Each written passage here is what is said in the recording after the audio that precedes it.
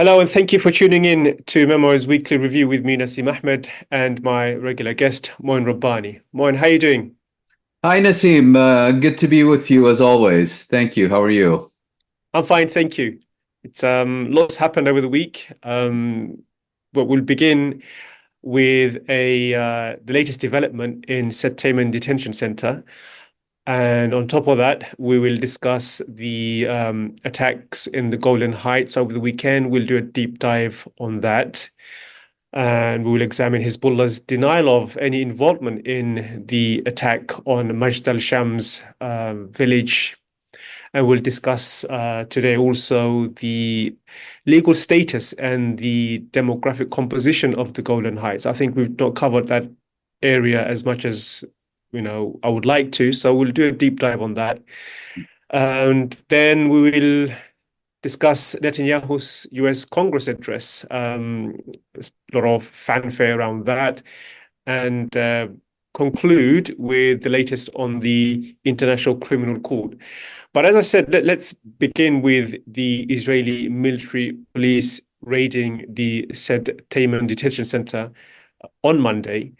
9 soldiers have been detained on suspicion of abusing Palestinian detainees. This is a story we've covered, I think, 2 or 3 times over the last couple of months. So it's related to the notorious prison where hundreds of Palestinians since 7 October have been kept in horrific conditions where they are alleged to have been subjected to sexual abuse, including rape and torture. And it's created quite a, well, the arrest, sorry, has created quite a political storm in Israel, with many coming out in strong protest against the detention. So, what do you think is the real reason for this closure and the detention of Israeli soldiers? Well, this is a breaking news story from several hours ago, so it's developing as we speak. As you noted, we have discussed the Sde Teiman detention facility in the Negev Desert before, and all indications are, and this is based primarily on testimonies from soldiers who served there, is really that it's kind of a Gestapo camp. And I use that not for dramatic effect, but for purposes of accurate description. We've heard of multiple cases of prisoners having had hands or arms or legs amputated for the simple reason that they have been subjected to very tight zip, what are they called? Those zip ties for weeks on end. Prisoners are not allowed to speak to each other, are not allowed to use the bathrooms. We have heard of multiple cases of unqualified medical students performing surgeries for which they themselves say they were absolutely unqualified on living prisoners as part of their medical education. So they're using live human beings as guinea pigs, akin to medical experiments, I would add. We've heard of multiple cases of the most severe forms of torture. We have seen images of prisoners who have been released. And let's not forget, in the Israeli system, prisoners are only released when the Israeli authorities are 10,000% certain that these prisoners cannot be successfully tried by Israel's military courts that finds 99% of detainees guilty, that they can't legitimately accuse them of anything. Forced confessions by hospital directors. The list really goes on and on. And among the abuses that are known to take place there are rapes of prisoners. Now, what happened this morning is that Israel's military police showed up at this facility to detain 9 soldiers who serve essentially as prison guards in this camp. And the reason they went there is because a prisoner had been taken to the infirmary with severe wounds to his anus and has apparently been gang raped by these nine soldiers. You know, as they say, every accusation is a confession. There were scuffles and clashes between the military police and the soldiers who were being arrested. And just as importantly, arguably more importantly, all hell then broke loose within Israel. Members of parliament went to this facility, Itamar. They called on others to go there, not to support the military police in arresting these presumed gang rapists, but to defend them against the possibility of arrest. And these people were described as heroes, as people doing their jobs. And from an Israeli perspective, I think that's an entirely accurate characterization of these people, because Israel has spent decades, and particularly the past 10 months, thoroughly demonizing each and every Palestinian, particularly those from the Gaza Strip, as human animals, as rapists, as people who put babies in ovens. All of it, of course, false. But it's in this context that these abuses took place. And I can understand at one level the soldiers saying, well, you gave us these orders, and like good Germans, we're doing what you told us to do. You gave us a license to rape, to torture, to kill, because dozens of prisoners have also been tortured to death in this facility. And now you come to hold us responsible while you continue to lead the country. That's unacceptable from the soldiers' perspective. In any event, the military police, who were vociferously denounced by government ministers, by members of Israel's parliament, finally managed to arrest these nine soldiers and take them into detention. And what I find most interesting is that we subsequently had a statement from Israel's chief of staff, Herzi Halevi, not only denouncing the opposition to these arrests, but pointing out that conducting such arrests is essential to defend Israeli soldiers at home and abroad. What does he mean by this? I think it's a critically important aspect of this story. As you know, the chief, or the prosecutor of the International Criminal Court in The Hague has applied to a panel of judges at the ICC, known as a pretrial chamber, for arrest warrants against a number of Israeli and Palestinian officials. The United Kingdom then, at Israeli and US urging, took the lead in challenging the jurisdiction of the court in this particular case. And to make a long story short, the court then also gave other petitioners the right to challenge its jurisdiction. And among the most important further petitions was one from who else? Germany. And Germany made the absolutely specious argument that there are two reasons that the court should not be considering this case. The first is that, in contrast to any other conflict, no legal investigations or prosecutions should take place while the conflict is ongoing. And the second is that the Germans insisted that we are dealing with a case of complementarity.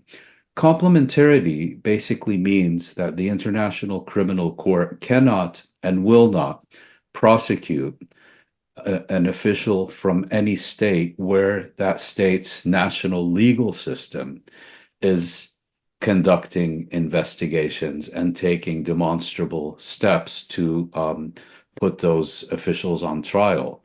But the problem with complementarity, as the Germans have presented it, is twofold. First of all, there is no complementarity because every single credible organization, including every major human rights organization, that has looked into the Israeli judiciary when it comes to holding its own personnel accountable for crimes against the Palestinians, has determined that the Israeli investigative apparatus is a sham, it's a fraud, and its primary purpose is to whitewash Israeli crimes rather than to hold those committing those crimes accountable. Second of all, even if that supposition were false, and Israel does have complementarity, according to ICC regulations, you don't just need to have a sound legal system.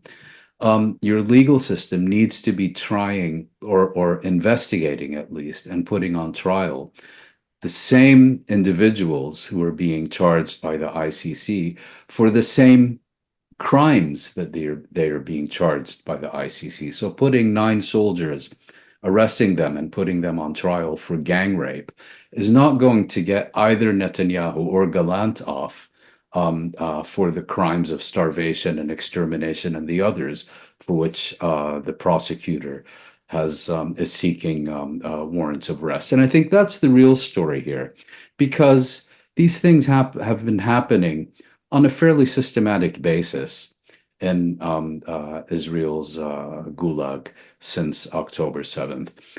Nearly 50 that we know of prisoners have died in detention, primarily tortured to death.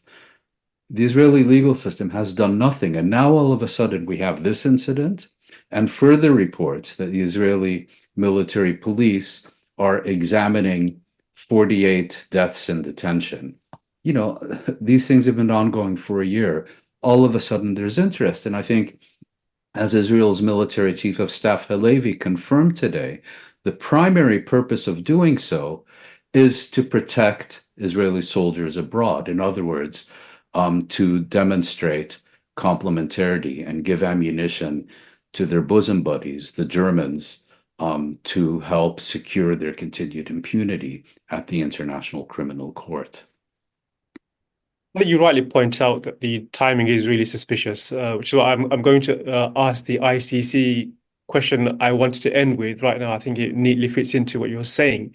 Last week, I think as many as 64 countries, NGOs, and organizations delivered filings to the ICC, amongst which were pro-Israeli organizations like the UK Lawyers for Israel, a number of states, Germany being one of them, who issued Germany being one, but the UK, strangely enough, maybe some actually anticipated this move under the new government of Keir Starmer.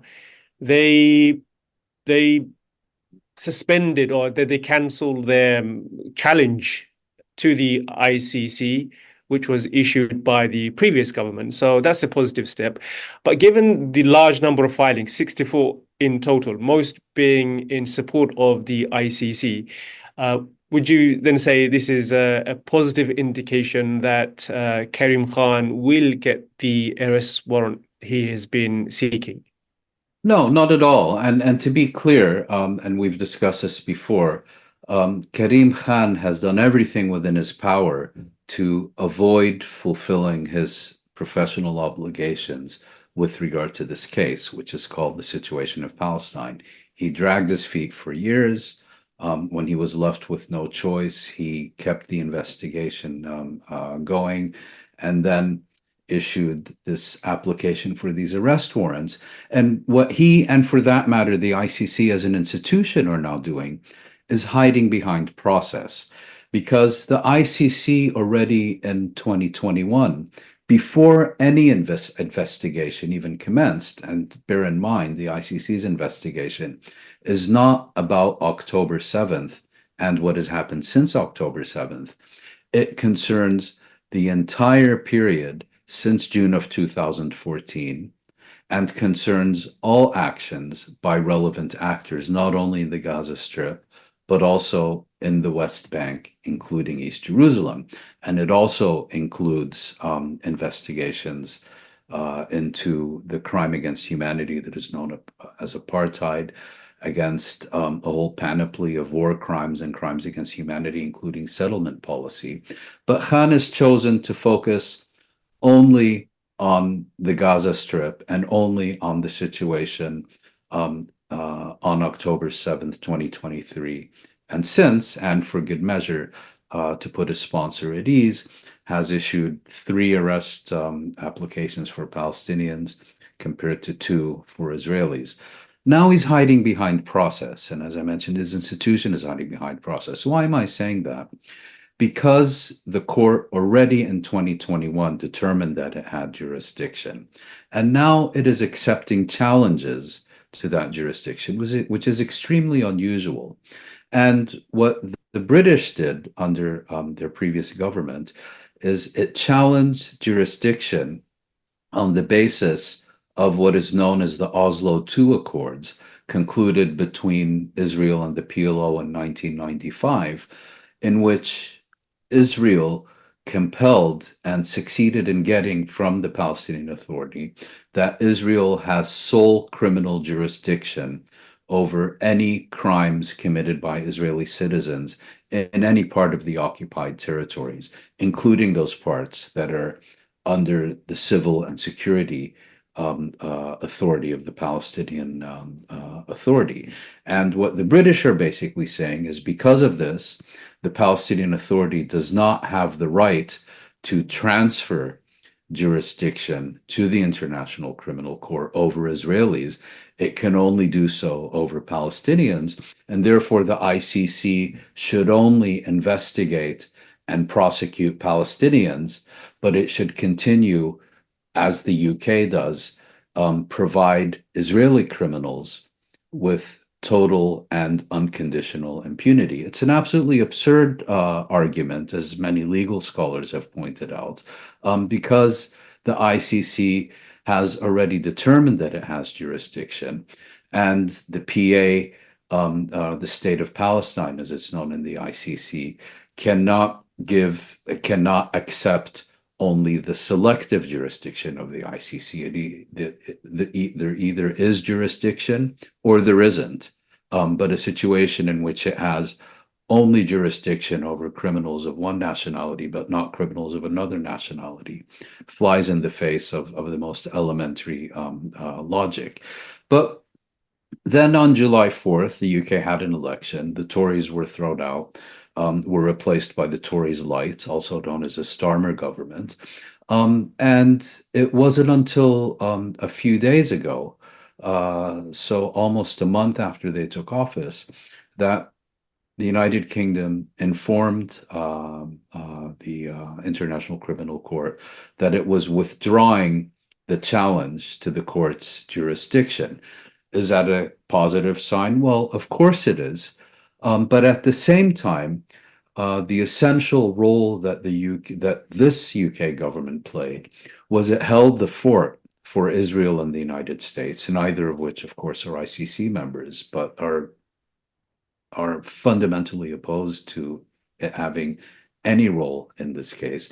It held the fort until the court decided to accept not only another challenge by Germany, but indeed by any state or organization or individual. And it has so far received over 60 of these. It has set a deadline for August 12th to receive further petitions, either challenging it or supporting its jurisdiction. And then it will take several months to consider these before forming an opinion on the matter. So under the best of circumstances, a decision on the prosecutor's applications for arrest warrants, which was made, I believe, in May, and was expected to be decided upon over the summer, this isn't going to happen before the end of this calendar year.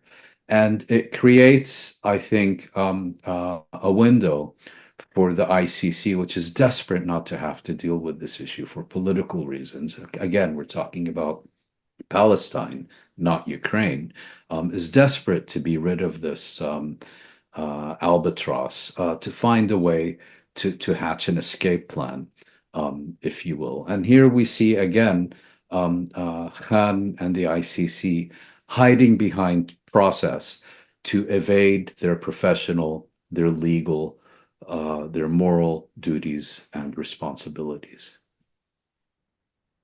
And we'll be following that closely, of course. And I think, unlike many other cases, that this issue, more than anything else, has become a litmus test for the ICC. Very much so. And last week we spoke about how Israel has been gaming the international system.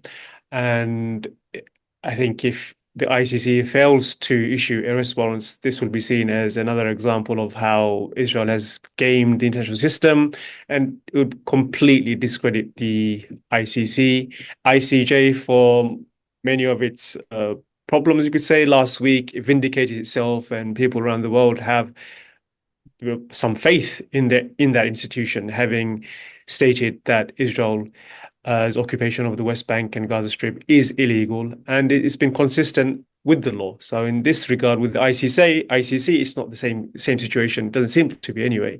So it very much is a litmus test. But let's move on to our other key story from the weekend. The rocket attack on the Druze Arab town in Majd al-Shams claimed the lives of 12 people and injuring 30 others. I want to just begin by initially getting your thoughts on the attack on Majd al-Shams before we dive into some of the other questions related to that. Yes, well, what happened is that over the weekend, a projectile landed on a soccer field in the town of Majd al-Shams. Majd al-Shams is the largest remaining population center on the occupied Syrian Golan Heights.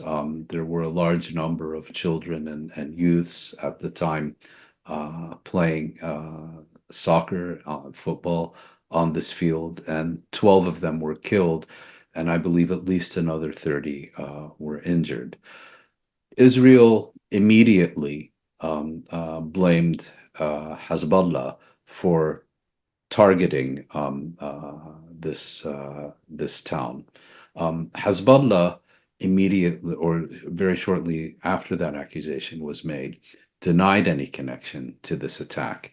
And of course, the United States, this may even have happened before the projectile hit, came out and supported Israel's version, as always, more pro-Israel than Israel itself. Now, I should add, I wasn't there.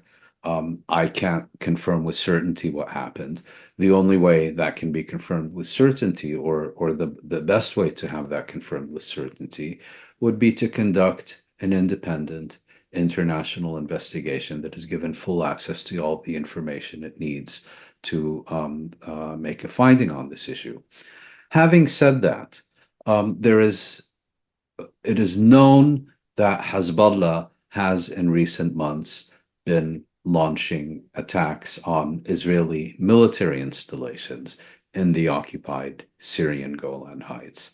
And so I don't think that the possibility of an errant Hezbollah missile that mistakenly hit this soccer field can be categorically excluded. There is also some evidence, and as opposed to a supposition, there appears to be some evidence that the projectile that hit the soccer field was, in fact, an Iron Dome missile interceptor that was not aimed at the field, but was misfired or lost its trajectory or whatever. And it wouldn't be the first time that this has happened with an Iron Dome rocket. The point here is that Israel is now claiming those who were killed in this attack as its own people, as Israeli citizens. They're not Israeli citizens, but we'll get into that in a moment, and has been saying that as a result of this attack and what it continues to claim as Hezbollah's responsibility for it, it will now launch a devastating reprisal against Hezbollah, against Lebanon. You've heard all kinds of statements from basically, the same people who are lauding the rapists at Itamar detention center as heroes, now calling for Lebanon to be incinerated, to wipe out the population of southern Lebanon, to kill Hassan Nasrallah, the general secretary of Hezbollah, and, all the rest of the usual Israeli talking points. So this really puts the Middle East on a precipice. because if Israel does engage in significant escalation in the wake of this attack, Hezbollah has been absolutely clear. Not only does it deny any responsibility for this attack, and here I should add that as we've seen in the past 10 months and as we've known for decades, Israel's official statements, particularly in times of war, are systematically mendacious. Of course, all governments lie during wartime, but even by that standard, the level of mendacity that we've seen from the Israeli government and its military spokespersons and so on during the past year is really on an entirely different level. It has reached depths that have rarely been explored by governments during wartime during the past century. By contrast, Hezbollah's reporting about its own actions, as a rule, have been incomparably more credible than those of Israel. It takes responsibility for its actions, even where those are actions that place it in severe embarrassment. So, for example, in 2002, a number of Palestinians in the Galilee were killed by Hezbollah missile strikes.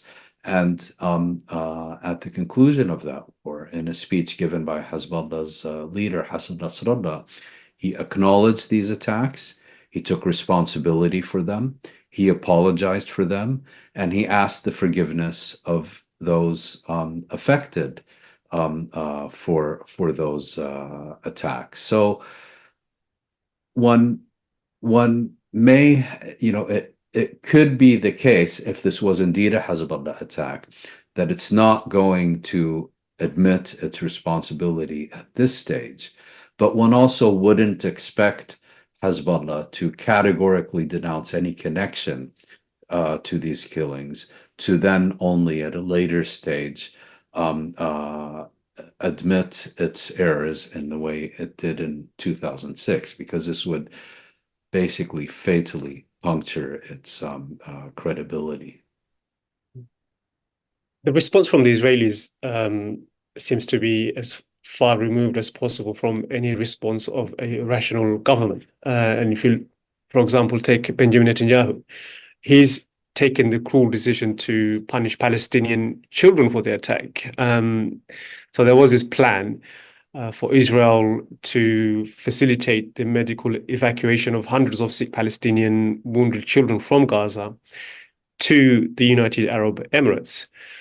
So why would you punish Palestinian children for something that's happened on the Golan Heights? It seems really bizarre.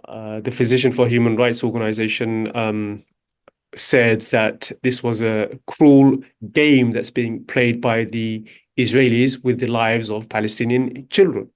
So what's the thinking in punishing Palestinian children for a attack that may have been caused by Hezbollah? And let's look at that side by side with the news that Netanyahu last week overruled an order by his defense minister, Yoav Gallant, to build a field hospital in Israel to treat sick Palestinian children. Well, from the Israeli perspective, an Arab is an Arab. They're all Arabs. The Palestinians are the most Arab of them all. All Palestinians are terrorists.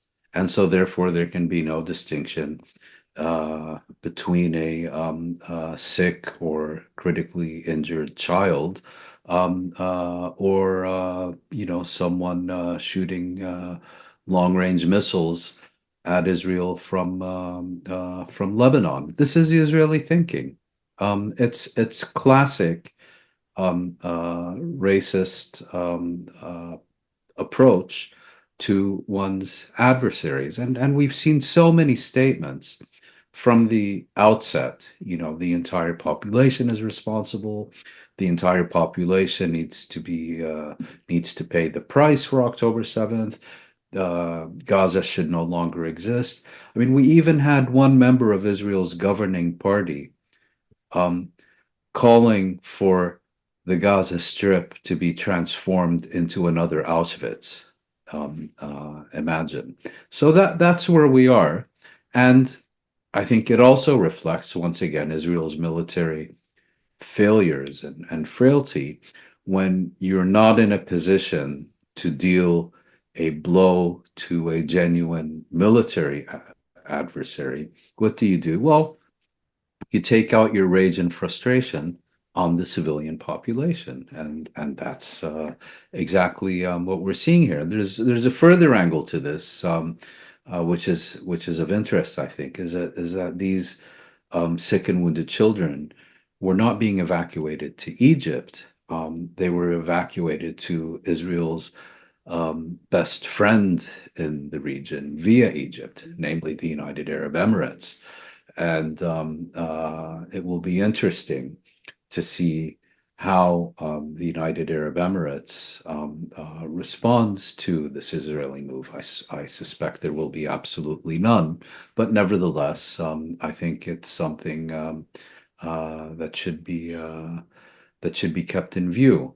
And I think it's the same logic that explains the decision by Netanyahu to overrule his defense minister about setting up this field hospital. Although here there's also another factor, which is the constant rivalry and jockeying for position between these two figures in the context of Israel's domestic war of all against all. Let's look at the Golan Heights from a legal perspective. We saw last week the ICJ issue a judgment saying that the occupied West Bank, Israel's occupation of the West Bank and Gaza Strip is illegal, that those territories are occupied under international law. Israel has for decades been contesting that position, but now it's absolutely clear. No one can say it's disputed territory. It's clearly occupied, illegally occupied territory. If you were to now extrapolate and expand the judgment, would the ICJ not also conclude that the Golan Heights are also occupied Israeli territory? Well, precisely. I mean, as you mentioned, what the International Court of Justice ruled earlier this month with respect to the West Bank, including East Jerusalem and the Gaza Strip, the occupied Palestinian territories, is that Israeli rule in these territories is illegal and unlawful and illegitimate because it no longer constitutes a military occupation as defined under international law, but has graduated to the level of an illegal annexation, violating the fundamental principle of the acquisition of territory by war. Israel has formally annexed East Jerusalem, has formally annexed parts of the West Bank, and it has expressed a desire to formally annex additional parts of the West Bank, and in some cases, all of the West Bank. So the International Court of Justice did not rely on the formal status of these territories alone in reaching its conclusions and recommendations in its advisory opinion. As you note, the occupied Syrian Golan Heights were not part of this case, of this advisory opinion. But given that these territories were occupied during the same week by the same state during the same war and have been, on the whole, subject to virtually identical policies for over half a century, I think it's entirely appropriate to seek to extrapolate, as you suggest, from this advisory ruling on the occupied Palestinian territories to the occupied Syrian Golan Heights. And here I think the most important distinction is that in 1981, Israel formally annexed the entirety of the occupied Syrian Golan Heights, and it was condemned for doing so by the United Nations Security Council with American support. Its annexation was declared null and void. And in addition to that, Israel, in contrast to the occupied Palestinian territories, got one step further and sought to impose Israeli citizenship on the Syrian residents of the Golan Heights. With few exceptions, it has been unsuccessful in doing so. But, you know, if you look at what the International Court of Justice ruled with respect to the occupied Palestinian territories, given this history, it seems to me that it would be at least as applicable to the occupied Syrian Golan Heights. So on this, is there a slight difference in terms of Israel's right to defend itself? Because Israel again has asserted its right to defend itself following the attack on the Golan Heights. But in this case, the attack was by Hezbollah, not by Syria. Unlike, of course, in Palestine, where Palestinians have a right to defend themselves against Israeli aggression, Israeli occupation in the West Bank and in the Gaza Strip. Does Israel have an argument when it says Israel is defending itself against Hezbollah? Of course, if Syria was to attack, say we are defending ourselves against Israeli aggression, Israeli occupation of our territory. So can Israel make that claim in this scenario, given that the protagonist is Hezbollah and not a Syrian actor? Well, I think there's several aspects here that are worth considering. With respect to a potential Syrian attack, we in fact had one in 1973 when Syria launched a military offensive on the 6th of October 1973 in close coordination with Egypt on the same date. It was not an attack on Israel. It was an attack to seek to restore occupied territory to its rightful sovereignty. Syria and Egypt could not have been accused, and nor were they, of the crime of aggression, which is one of the most serious crimes under international law, because it was transparently obvious that the purpose of their attack was to restore occupied territory. Now, you've asked a fairly detailed question about which I'm absolutely not a specialist, but as you note, states do not have a right of self-defense under Article 51 of the UN Charter when it comes to waging war or anything of the sort against the population of the territory they occupy. What makes this case different is that this attack was not won by the Syrian population of the occupied Golan Heights. Israel claims it is Hezbollah, and Hezbollah insists it was Israel. But if we assume that it was Hezbollah, I mean, states do not have the right of self-defense against the populations they occupy. They do have the right to ensure the safety and security of their own citizens. And in the case of occupied territory, they have an obligation to ensure the safety and security of the residents of that occupied territory. Now, obviously, ensuring the safety and security of an occupied population would preclude seizing their land, building settlements on it, expelling the population, and everything else that Israel has been doing in the Golan Heights since 1967. But if Israel is indeed correct that this missile was launched by Hezbollah, it would have to make the case that somehow expanding this war throughout the region promotes the safety and security of the Syrian population of the Golan Heights, who again are not Israeli citizens.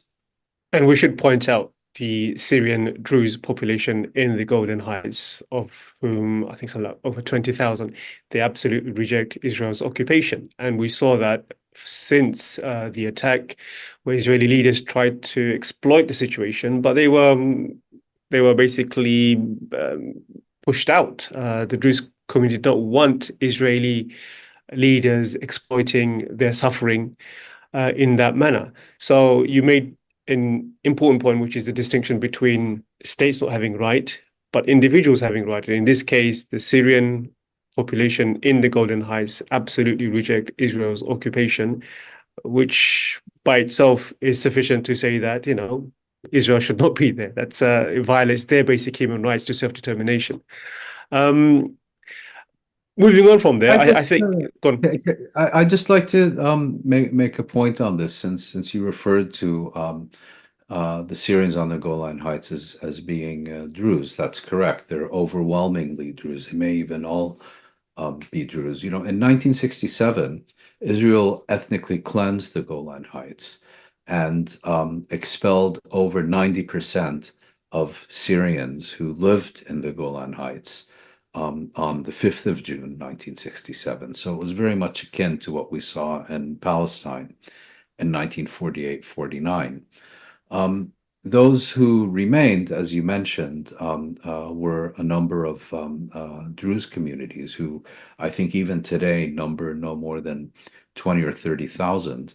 The Druze are primarily concentrated in Syria, Lebanon, and Palestine, particularly in areas that are now Israel. And the Druze community within Israel has a very different relationship to the Israeli state. In 1948, the leaders of the Druze community in Israel made a deal with the nascent Israeli state by which the Druze would serve in the Israeli military, the only Palestinian population sector that would have compulsory military service, and in exchange, they wouldn't be expelled. And so they have a somewhat different relationship to the Israeli state than the rest of the Palestinian citizens of Israel. And what Israel has done has been to kind of redefine Druze identity. I mean, the only thing that distinguishes the Druze from their neighbors, whether in Palestine, in Syria, or in Lebanon, is their faith. But they speak the same language, they have the same culture, they eat the same food, and all the rest of it. So they're essentially, as different from Muslim or Christian Syrians or Lebanese or Palestinians. That distinction is no greater than that between, English Protestants and English Catholics, if you will.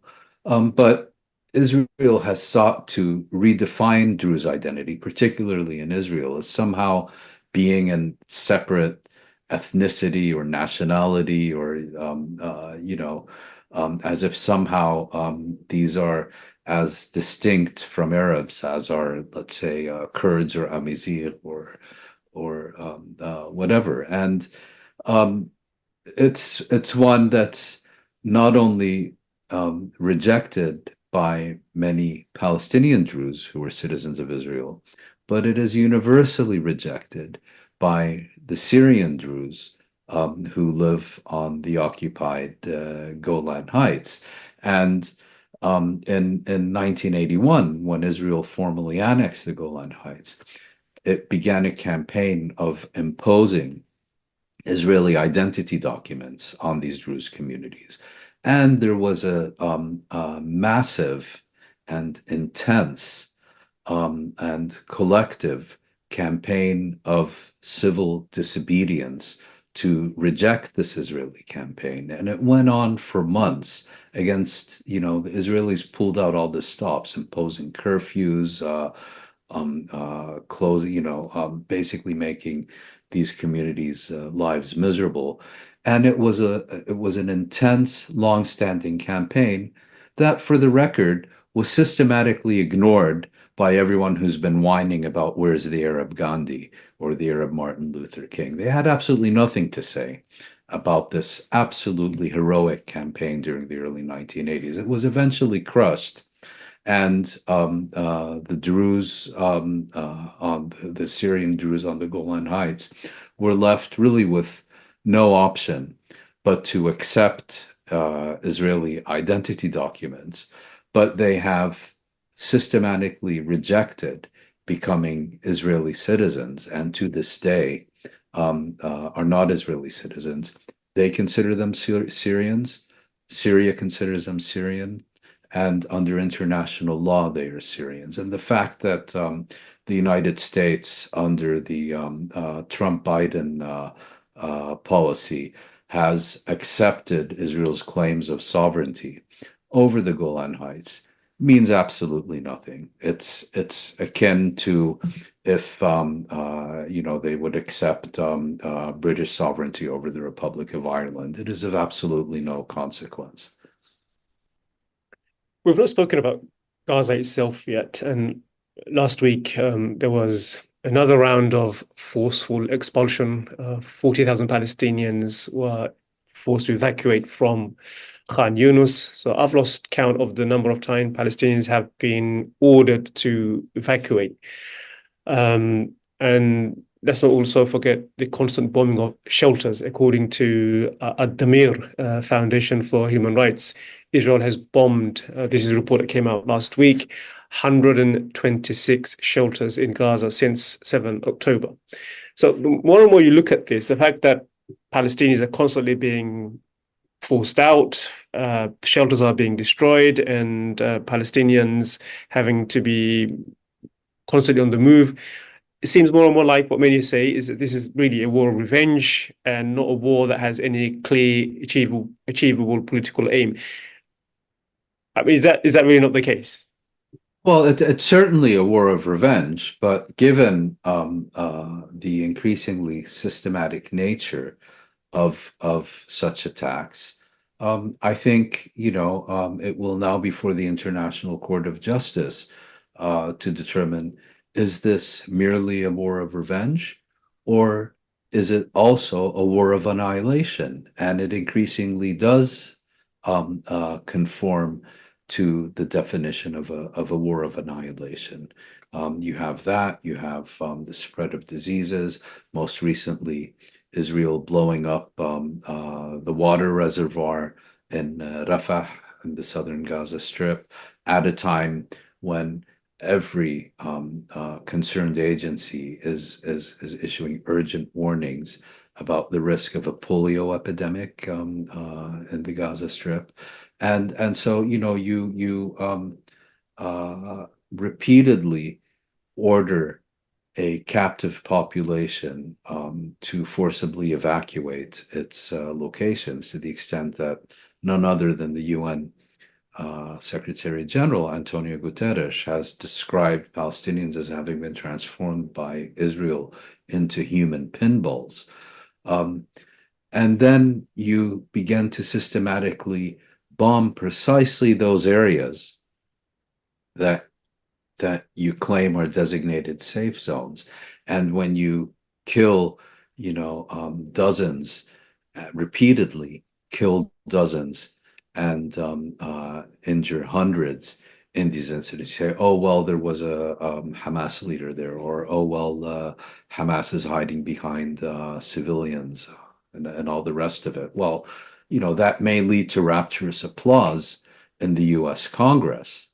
But it's not going to help Israel very much before the International Court of Justice, even if Israel can demonstrate that this was a case, which of course they can't, because by now I think it's transparently obvious that this is just a propaganda line so that the Germans and the Americans and the Brits can continue to claim Israel is engaged in a legitimate war of self-defense. But one last point, if I may, I think we also have to see this other development that we were just discussing with respect to the Golan Heights in the context of this issue of the now systematic Israeli attacks on so-called designated safe zones, which are really being transformed into infernos.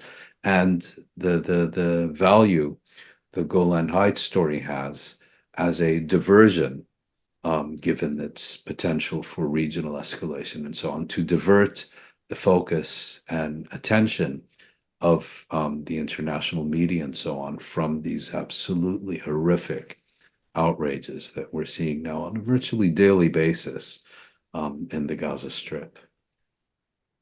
And let's contrast that with events in matters further afield in the US. So Netanyahu did deliver his address to the Congress. There was the ritual standing ovations. I lost count how many times they stood up while, as we've spoken about, there's a genocide going on in Gaza and whatnot. And that was taking place within the context of Israeli military chiefs, ex-Mossad directors, and many other ex-senior officials writing a letter to the Congress saying that Netanyahu poses, in their eyes, and I quote, an existential threat to the state of Israel because he is now fighting the war in Gaza for himself and not for Israeli security interests. I mean, did anything really surprise you watching the American political circus when it comes to Israel and the ritual standing ovation given to Netanyahu within the context of everything that's happening? Well, before answering your question, let me just say that I simply haven't had the stomach to watch this absolutely shamelessly disgusting spectacle. So I can't comment in detail, and I haven't yet bothered to read Netanyahu's address to the Presidium of the Workers' Party of Korea. But I shouldn't say that because I would suspect Kim Il-sung would be turning in his grave out of embarrassment if he saw these if he saw this spectacle. Look, what happened here is that the leadership of both houses of the U.S. Parliament, on a bipartisan basis, invited an accused war criminal and someone whose government is now being judged at the International Court of Justice in The Hague on suspicion of being plausibly guilty of committing genocide. He was received to rapturous applause as a conquering hero, as the reincarnation of the Messiah by this Congress. And he received, I believe, something along the lines of 40 or 50 standing ovations.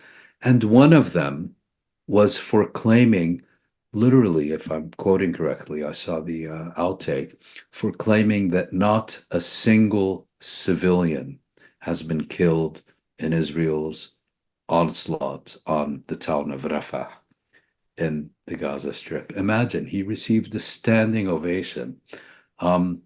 Goebbels would have been envious of what Netanyahu has been able to achieve on 4 separate occasions, with his this being his 4th address to a joint session of the U.S. Congress. It's absolutely it's incredible.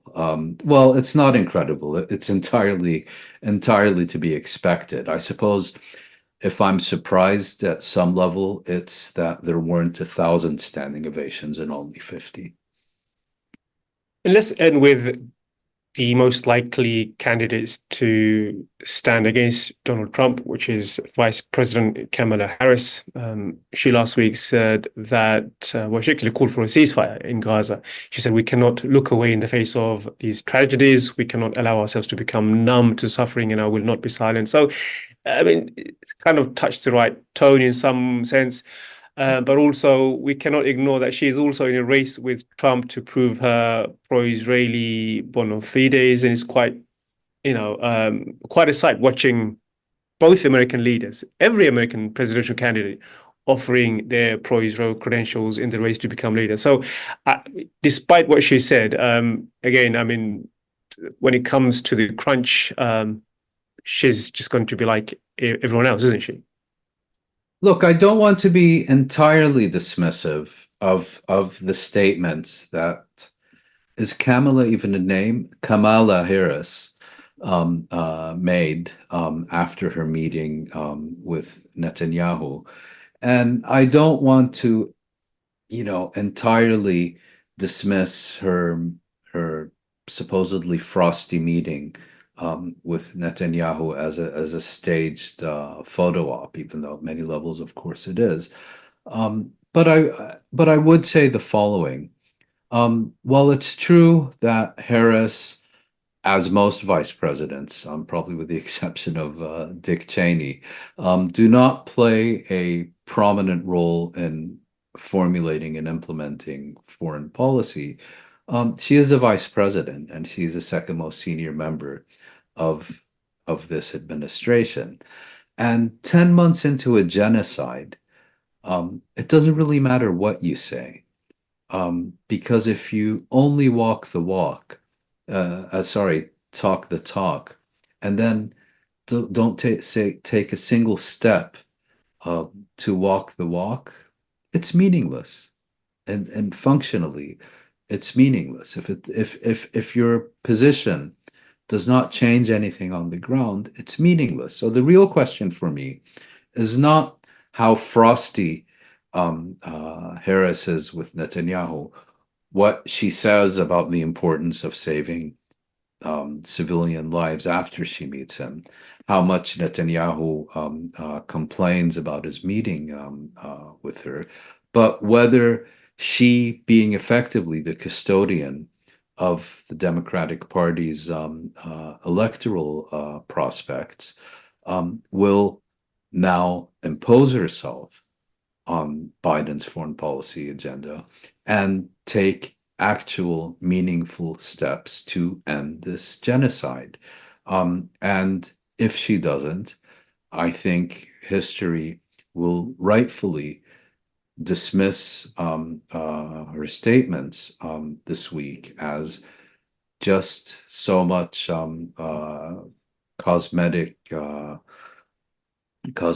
attempts to paper over reality and to prettify it rather than to address and change it. That was my guest, Moin Rabbani. As usual, Moin, it's a pleasure talking to you. Thank you very much, Nassim. Good to be with you as always. And thank you for tuning in. See you for another episode of Memo's Weekly Review with me, Nassim Ahmed, and our weekly guest, Moin Rabbani. Bye bye.